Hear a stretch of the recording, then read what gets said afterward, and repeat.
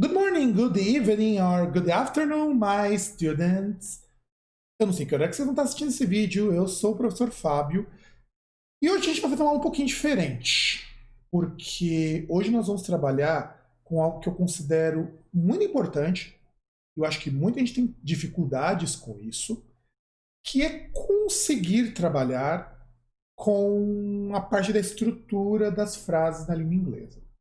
Inclusive, eu já vou dando um aviso. Peguem um tempo, reservem para assistir essa aula com muita calma, porque ela é bastante longa. Sobretudo porque a gente vai trabalhar hoje alguns conceitos de como a gente organiza as frases no inglês. Porque assim, é muito bonito ensinar para vocês present perfect, present simple, present progressive e qualquer outros nomes de gramática, mas muita gente não consegue ver a sequência textual no inglês.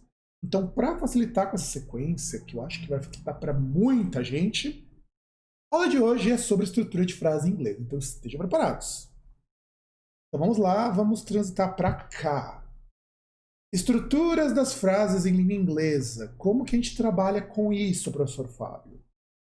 Primeiro, vamos aprender sobre a estrutura dessas frases em língua portuguesa. Em português, existem duas ordens possíveis. A chamada ordem direta e a chamada ordem indireta ou ordem inversa. A ordem direta, ela consiste sempre de sujeito, verbo e complementos. Inclusive, é a ordem mais recomendada quando você vai escrever uma redação, um relatório, um artigo, porque ela é a mais fácil de ser entendida. E a ordem indireta, que é muito usado em literatura, é quando você troca a ordem. Por exemplo, às vezes o sujeito vai aparecer no final da frase, isso é possível. Ou você vai começar pelo advérbio.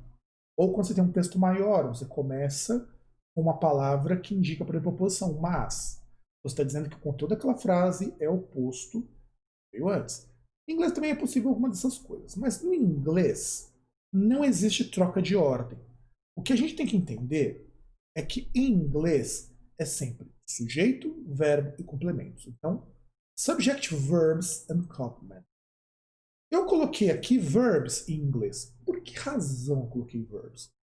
Porque quando a gente está trabalhando com os verbos em inglês, pode acontecer eventualmente eu ter mais de um verbo. Em geral, eu vou ter isso nos chamados tempos compostos. O present perfect, o present continuous, o past continuous, o past perfect. Esses são os tempos compostos. Também pode acontecer de eu ter verbo modal, como can, could, may, might, will, would e must. Nesse caso, você tem o modal mais o verbo. Então, eles são considerados um verbo só, para efeitos de construção. Então, mas tirando isso, tem um verbo, antes dele sempre estará o sujeito. No máximo, você pode ter um advérbio ou alguma coisa do tipo.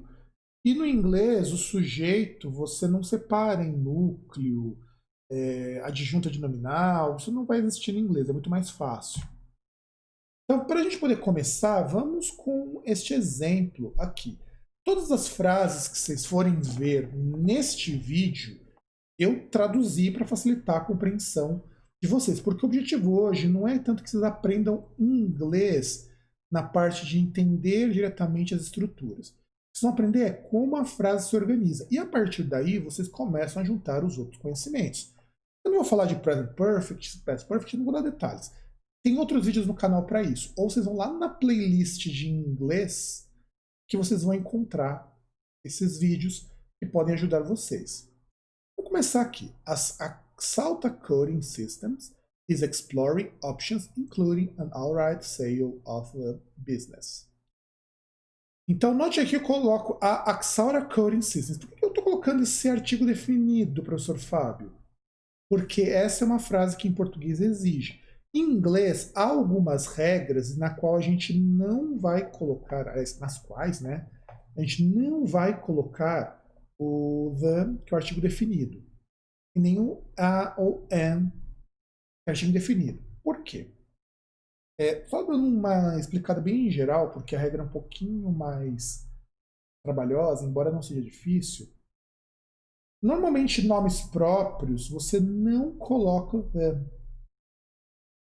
Não se coloca normalmente. E não vai artigo indefinido perto de nomes próprios. A não ser que o nome próprio se refira a uma coisa. Aí pode. Mas não é o caso aqui. Estou me referindo a uma empresa. E quando eu vou ler, eu não traduzo nomes de empresas, mesmo que esses nomes sejam traduzíveis. Por exemplo, Core Systems seria sistemas de tecelagem, sistema para tecelagem de malhas. A gente pode chamar de malharia também.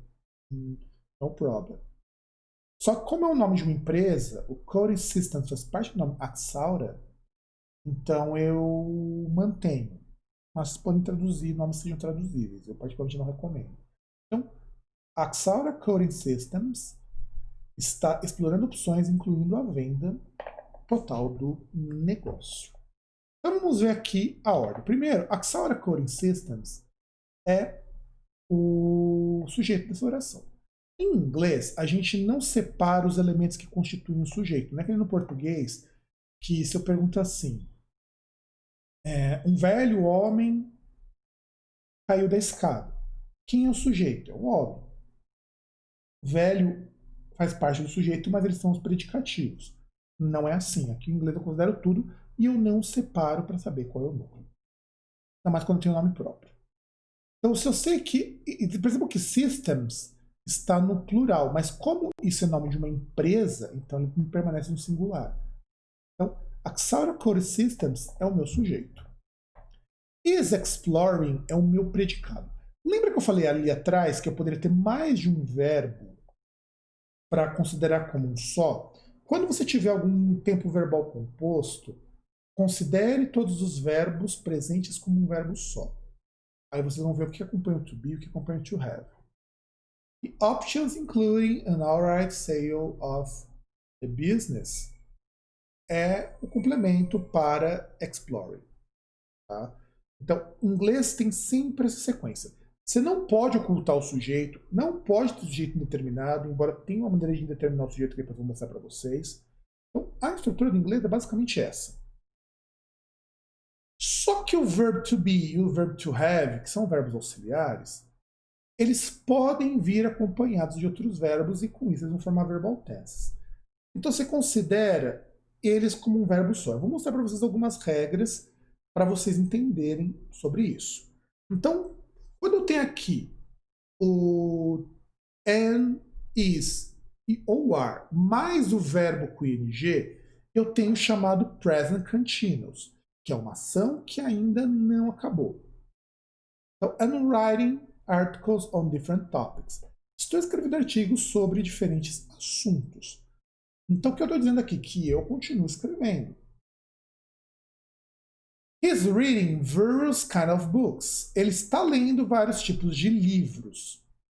Ou seja, ele lê livros constantemente. Isso é rotineiro. Então, ele não vai parar de ler livros interessantes até o momento que ele parar de ler. They're playing football now. Eles estão jogando futebol agora. Quer dizer, eles começaram o jogo e ainda continuam nele. Vejam que eu não coloquei no primeiro o eu. Em português eu posso ocultar sujeito. Eu não preciso dizer, por exemplo, eu estou escrevendo. Mas se quiser, você pode. Em inglês, não. Em inglês, obrigatoriamente tem que estar. Agora, com o past continuous é a mesma coisa. Só que em vez de to be, no caso do and, is e are, nós temos was e were. Was é usado na primeira e terceira pessoa do singular e o were é usado no resto. I'm writing articles on different topics. Eu estava escrevendo artigos sobre diferentes assuntos. He was reading various kinds of books. Ele estava lendo vários tipos de livros. Então é uma coisa que ele estava fazendo lá no passado. E they're playing football. Eles estavam jogando futebol. Qual que é a diferença do present continuous e do past continuous? No present continuous, você tem uma ação não terminada. Quando eu digo they are playing football, eles estão jogando futebol agora, como no exemplo anterior. E continua. Aqui, they were playing football. No past continuous, eu tenho uma ação que ela durou um tempo no passado e finalizou. A gente no português tem outras formas de indicar isso, embora é uma construção que não é tão difícil, não é tão distante, tão longe da língua portuguesa. Agora no present perfect. É o to have, no caso de quase todas, e a terceira pessoa é o has, mais o verbo no particípio passado. I've written articles on different topics. Eu tenho escrito, eu tirei o eu não precisa, artigos sobre diferentes assuntos. Então, I've written articles. Eu não estou colocando aqui a forma curta, mas vocês podem procurar com um pouquinho mais de calma. He has read, porque read é o presente e read é o past participle. He has read various kinds of books. Ele tinha lido, ele tem lido vários tipos de livros. E they play football. Eles têm jogado futebol. E normalmente quando eu tenho present perfect, eu sempre tenho uma indicação de tempo. Então, eu tenho since, eu tenho for, eu tenho o at. Eu sempre vou ter uma indicação de tempo de quando isso começou. No past perfect é a mesma coisa. Só que é só had mais o particípio. I had written articles on different topics. Aqui eu optei por uma tradução literal, mas não é isso que significa, assim como no present perfect. I had written articles on different topics. Eu tinha escrito artigos sobre diferentes assuntos. He had read various kinds of books. Ele tinha lido vários tipos de livro. They had played football. Eles tinham jogado futebol. Na verdade, eles jogaram. Agora, vamos para a negativa. Gente, negativo not só é usado antes de verbos principais e depois de verbos auxiliares. Então, sempre que você tiver um verbo com not, você vai ter um not, que seria o não para verbos. Antes vai vir um verbo que pode ser de ligação, que normalmente é de ligação, e na frente o verbo principal. E aí vai depender muito do verbal tense que vocês vão assumir. Então, por exemplo, a Idea Bank of Poland is to slash its balance sheet. O Idea Bank da Polônia está para cortar metade do seu balanço. No negativo, a Idea Bank of Poland is not to slash its balance sheet.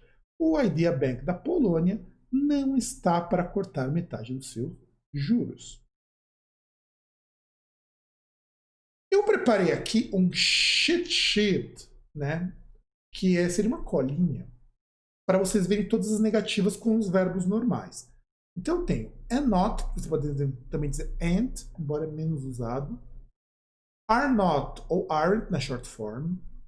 Is not vira isn't.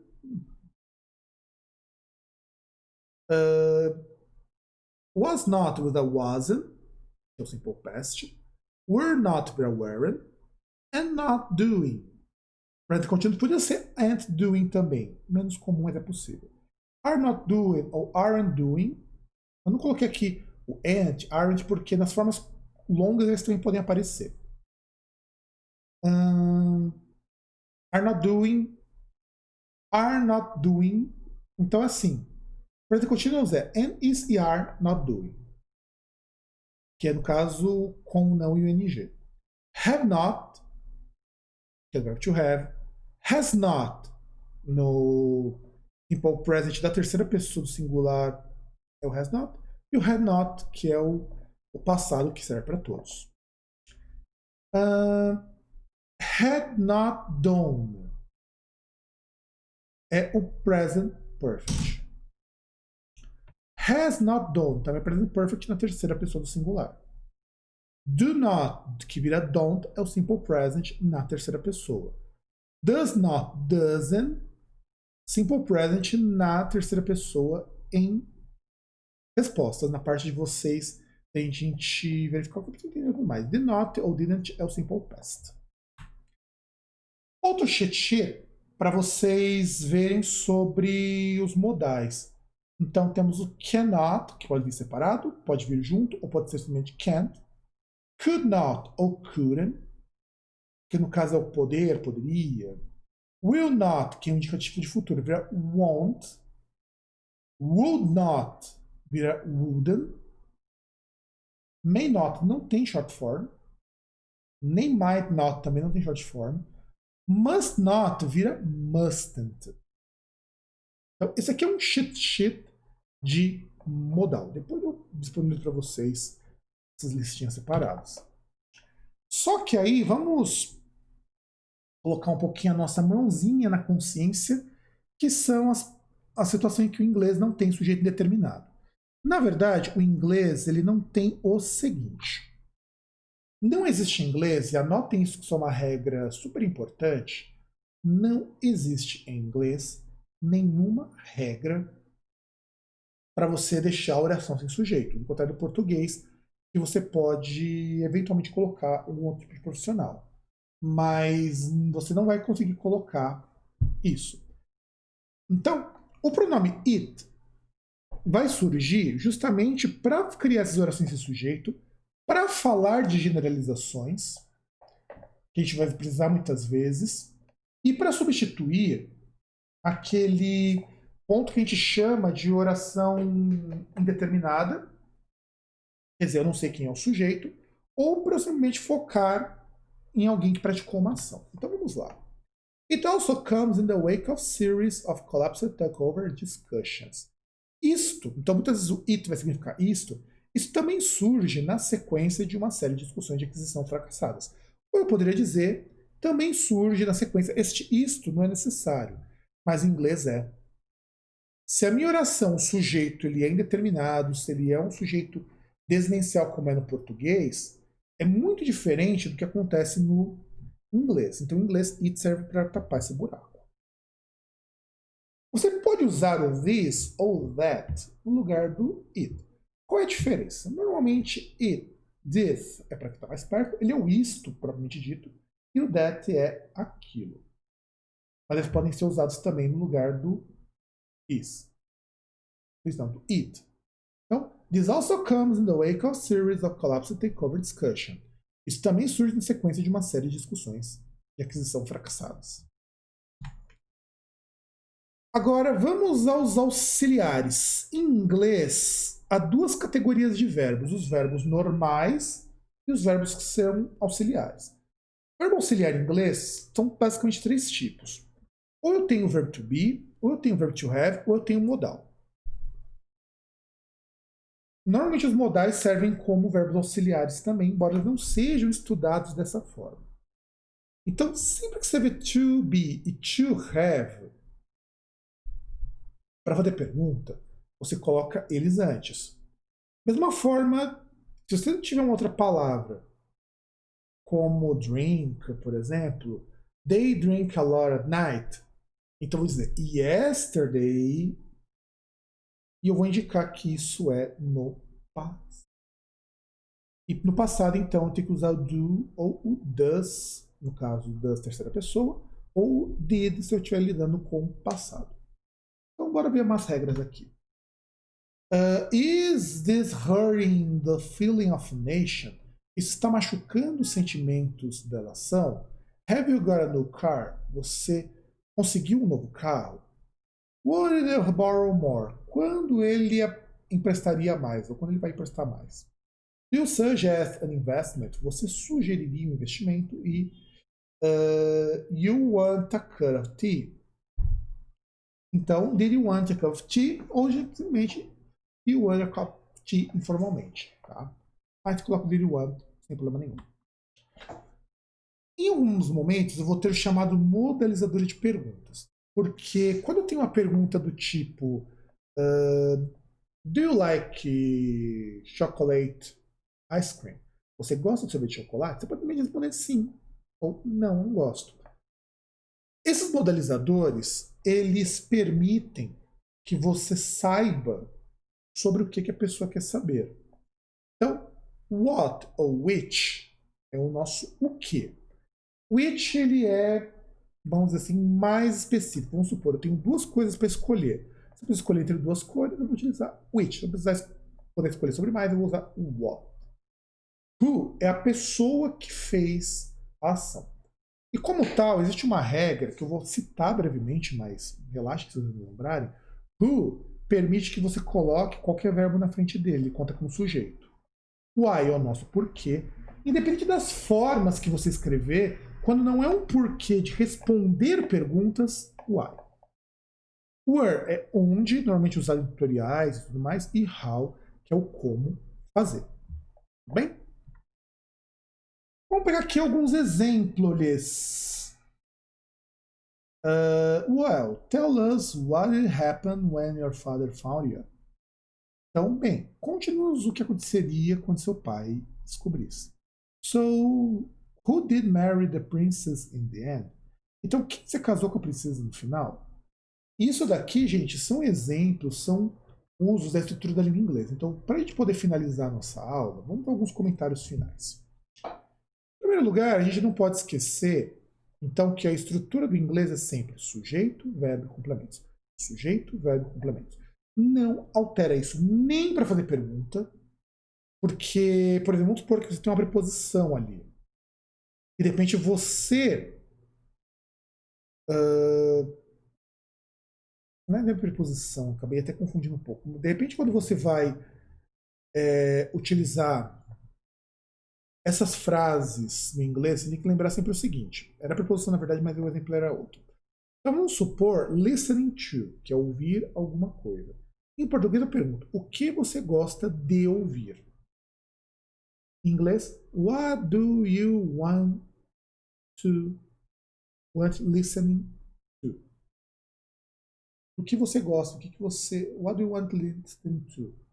Então, o que você gosta de ouvir? Certo? Então não se esqueçam, gente, sempre sujeito, verbo e complementos. Se tiverem dúvidas, alguma coisa, fiquem à vontade para perguntar. Mas nunca se esqueçam, em inglês é sempre essa ordem, sujeito, verbo e complementos. Então, um grande abraço para vocês e a gente se vê na próxima aula.